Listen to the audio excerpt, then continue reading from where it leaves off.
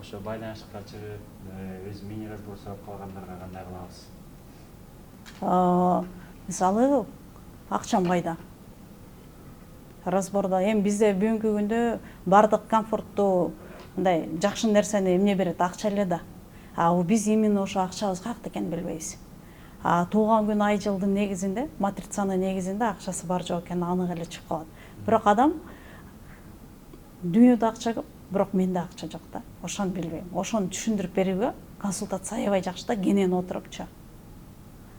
Консультация алыш үчүн кайрылган жакшы.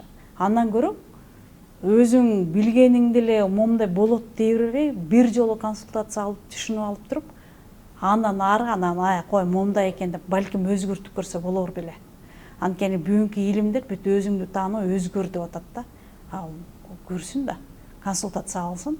Эч болбосо мини разборго 0700 01 01 81 номерине жазып эле, кайрылып эле, мындай суроону тагыраак берип эле келсе болот да.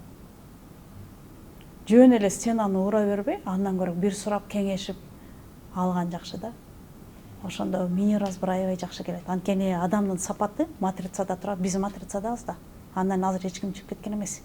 Мен төрөлгөн айым, күнүм, жылым турат болду. Андан ашып да кетпейт, андан кемип да калбайт, турган болгон нерсеси да. Анын негизинде сенин сапаттарың кетип атат. Сенин сымбаттуулугуң ошол жерден кетип атат. Сенин максаттуулугуң ошол жерден кетип атат. Сенин тажрыйбалуулугуң бүт ошол жерде берилген да. Линия интеллекта деп коет, сен акылыңдын деңгээлин көрсөтүп турат. Сенин ден соолугуңдун деңгээлин, акчанын деңгээлин, ийгилигиңдин деңгээлин, жанагы бир иштин методологиясын иштеп чыккан линиясы турат да. Ар бир көрүнүп жазылып турат. Так берилген. Бул социаль илими так, сандык илим да, математика илими бул так. Бул кынтыксыз.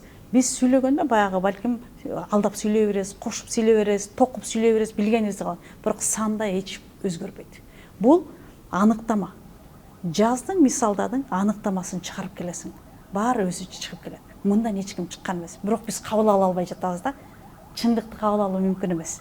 Акыйкатты кабыл алуу мүмкүн эмес. Бирок өзүңдүн чындыгыңды өзүң көрбөй жатпайсыңбы? Бирок өтө көп суроолор. Кемчилик көп. Кемчилик көп.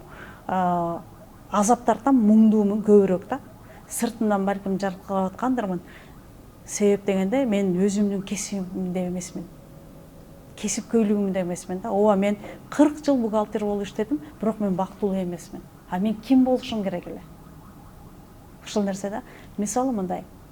Өзү 22-синде төрөлсө 4 деген энергияны алып жүрөт да. Бул новатор, креативный адам, жаңычыл адам да. Бул барды дагы медицинаны окуп койду. Эч кандай медик эмес, медицинада мунун эч жеринде жок. Бул эң мыкты адвокат.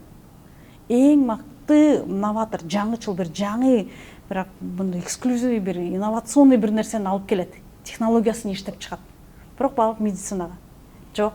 Ал балким 33-кө чейин баягы апам айткан, атам айткан жолсу азыр мага акча керек үчүн жасай берет. 33-кө чыкканда миссия кирет. Миссия киргенде тыштап туруп басып кетет. Кереги жок. Анткени ал анык эмес, канааттанган жок. Канааттанбаган жерде акча иштебейт, акча жок, акча ээрчибейт. Адам кесипкөй болгон учурда, адам өзүнүн ордунда, өзүнүн кесибин сүйүп жасап атканда, ага акча ээрчийт. Биз бүгүнкү күндө ошону байкап көрүшүбүз керек да. Санга келгенде биз баягы 22-си 4-үндөгү деп атпайбызбы? Булар 22-си менен 13-үндө, 31-инде, 4-үндөгү менен ар башка да.